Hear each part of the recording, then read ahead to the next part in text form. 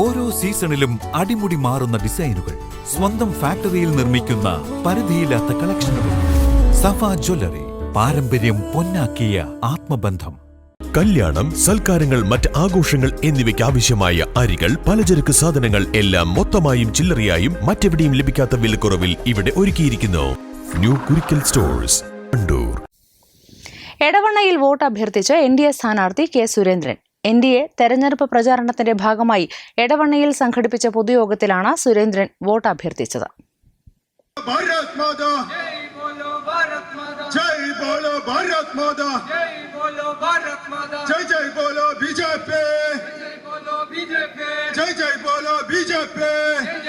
നമ്മുടെ സ്ഥാനാർത്ഥി ശബരിമല പ്രക്ഷോഭം നടത്തിയ സമയത്ത് ആ പ്രക്ഷോഭത്തിൽ പങ്കെടുത്ത സുന്ദരി എന്ന ചേച്ചി ആ കാലത്ത് അദ്ദേഹത്തിന് വേണ്ടി വാങ്ങി കരുതി വെച്ച ഒരു ഷർട്ട് ഈ ഘട്ടത്തിൽ അദ്ദേഹത്തിന് സമ്മാനിക്കുകയാണ്.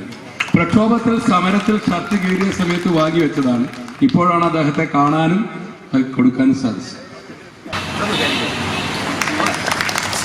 വയനാടിനെ സംബന്ധിച്ച് വയനാട് ഒട്ടേറെ വികസന പ്രശ്നങ്ങളുള്ള ഒരു മണ്ഡലമാണ്.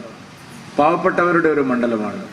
നല്ല റോഡുകളില്ലാത്ത, വിദ്യാഭ്യാസ സ്ഥാപനങ്ങളില്ലാത്ത, ആശുപത്രികളില്ലാത്ത, മെഡിക്കൽ കോളേജ് ഇല്ലാത്ത, തീവണ്ടി സർവീസ് ഇല്ലാത്ത, ട്രെയിൻ സൗകര്യം, റെയിൽപാളം ഇല്ലാത്ത, കർഷകർക്ക് പുതിയ പദ്ധതികളൊന്നുമില്ലാത്ത, ഒരൊറ്റ ടൂറിസം സർക്കാർ പ്രോജക്റ്റ് പോലും ഇല്ലാത്ത, ആദിവാസികൾക്കും പാവപ്പെട്ടവർക്കും തൊഴിലാളികൾക്കും ഒരു ക്ഷേമ പദ്ധതിയും ഇല്ലാത്ത, ഇതുപോലെ അവഗണിക്കപ്പെട്ട ഒരു മണ്ഡലവും നമ്മുടെ നാട്ടിലില്ല. നിർഭാഗ്യവശാൽ കഴിഞ്ഞ 5 കൊല്ലം മുമ്പ് ശ്രീ രാഹുൽ ഗാന്ധി, കോൺഗ്രസിന്റെ ഏറ്റവും വലിയ നേതാവ്, വലിയ ഭൂരിപക്ഷം നേടി ഇവിടുന്ന് അധികാരത്തിൽ പോയി. അന്ന് അദ്ദേഹത്തിന് അധികാരം കിട്ടിയത് ഒരു തെറ്റായ പ്രചരണം നമ്മുടെ രാജ്യത്ത് നടന്നതുകൊണ്ടാണ്. രാഹുൽ ഗാന്ധി പ്രധാനമന്ത്രിയാവാൻ പോകുന്നു, കേരളത്തിൽ ഒരു പ്രധാനമന്ത്രി ഉണ്ടാവും, അത് വയനാട്ടിൽ നിന്നായിരിക്കും, അപ്പോൾ അതുകൊണ്ട് വയനാട്ടുകാർക്ക് നല്ല കാര്യങ്ങളൊക്കെ നടക്കും. ഇങ്ങനെയൊക്കെ കുറെ ആളുകൾ, മാധ്യമങ്ങളും കുറച്ച് കോൺഗ്രസ്സുകാരും കമ്മ്യൂണിസ്റ്റുകാരെയൊക്കെ പ്രചരിപ്പിച്ചു. അങ്ങനെ നമ്മുടെ നാട്ടിലെ ജനങ്ങൾ വലിയ ഭൂരിപക്ഷം നൽകി അദ്ദേഹത്തെ വിജയിപ്പിച്ചു.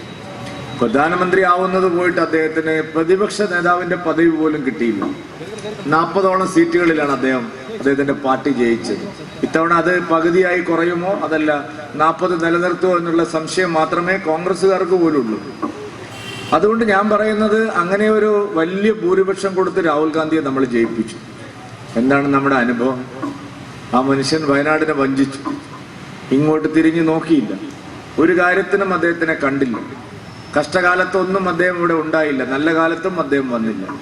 വയനാട് അദ്ദേഹത്തിന് വല്ലപ്പോഴും ഒരു ടൂറിസ്റ്റ് കേന്ദ്രം പോലെ വല്ലപ്പോഴും വരികയും പോവുകയും ചെയ്യുന്ന ഒരു നാടാണ്. അൽഫോൺസ് കണ്ണന്താനം ഉൾപ്പെടെയുള്ള പ്രമുഖ നേതാക്കൾ പൊതുയോഗത്തിൽ പങ്കെടുത്തു. News bureau, Edavanna.